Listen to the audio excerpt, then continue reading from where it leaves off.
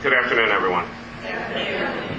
And sorry that I was running late. Charmaine, thank you very, very much for that introduction. I want to thank Karen Harvey for the greeting at the front door, and of course your great board member Steve Kaplan.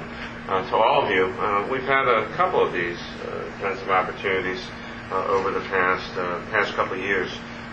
What I'd like to do, especially since I was running a little late, is give a little bit of an overview of kind of where we are, which is quite honestly a little bit of a function of where we've been, which is why we are where we are, and where I kind of see things going forward, both the opportunity and there are unfortunately still some dark clouds on the horizon, which I think should be of great concern to all of us, and I mean all of us, not just you, all of us, because of the incredible work that the Urban Affairs Coalition does. And Charmaine certainly recited a number of things, all of which I'm aware of. And not only does she do all of that, but Charmaine also co-chairs our Office of Economic Opportunity Advisory Board, and it's our effort again to make sure that African American, Latino,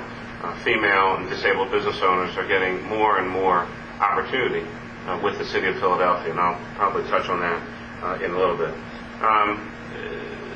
The nature of at least the crisis, to kind of start, will not be any surprise to virtually any of you here this afternoon. One, I know that you are high information users, you pay attention to what's going on, but let me, it's been a little while, and sometimes we almost kind of forget how we arrive at where we are today.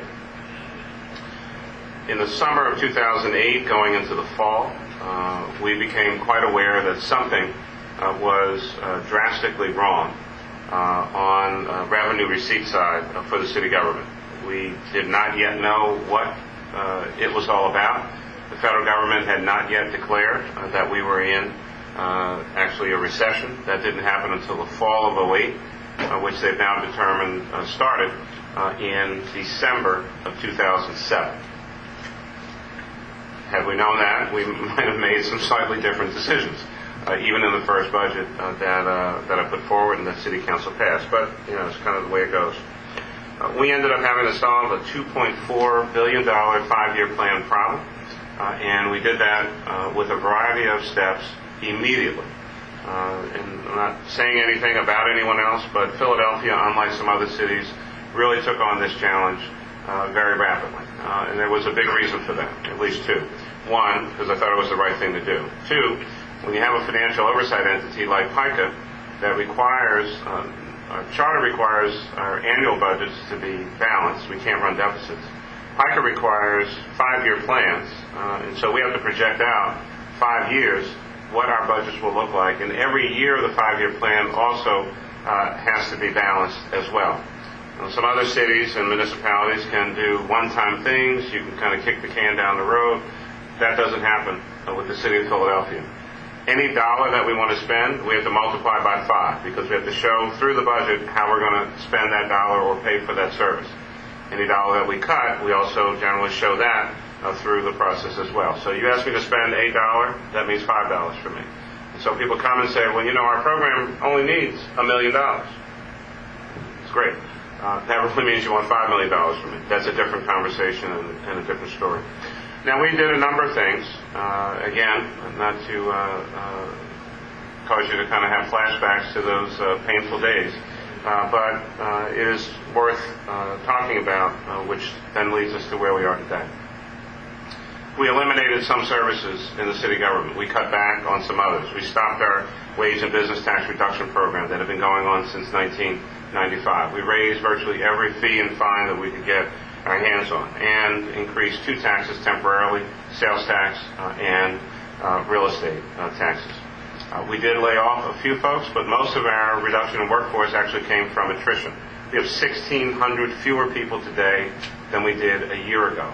Most come from people haven't retired, and we didn't replace them. Unlike many other cities across the country who literally laid off thousands of workers, threw them out the door.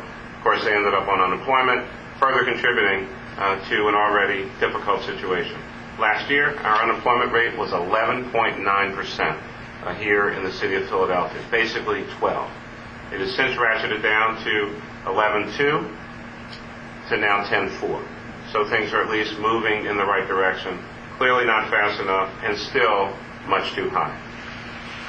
We cut back in a variety of services and made some announcements. We did not open all of our swimming pools in the summer of 2009. We had 46 of our 70 pools open. We announced that we would, but ended up not, closing some libraries. Everyone knows that we never close a library, right? You know that, right? Never close the one, so they're all open. And none of our rec centers ever closed, and we maintained our workforce primarily because we have services that we need to provide in many neighborhoods across the city, and we have vulnerable populations that need to be protected. So our big decision, and it was kind of mentioned in the newspaper article yesterday, our big decision was public safety, protect the vulnerable, make sure the government can actually function and operate, and don't take short-term steps that will drastically negatively affect us for the long term whenever the recovery comes. Now, I'm not an economist, and I don't know when the recession is going to be over. Technically, the national economists have said that it's over. Well, that's nice for them. They obviously haven't been to Philadelphia or any other city in the country, for that matter, because it's still going on the ground, and we're still feeling the effects of it. Unlike many other places, we didn't lay off one police officer, not one firefighter, and kept most of our core services in place.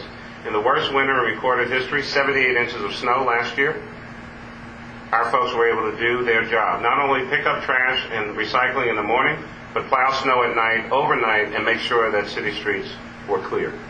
This year, every rec center open, every library open, every swimming pool open, just like last summer.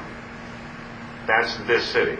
Unlike virtually any other city in the United States of America, we did pretty much a 50-50 balancing act.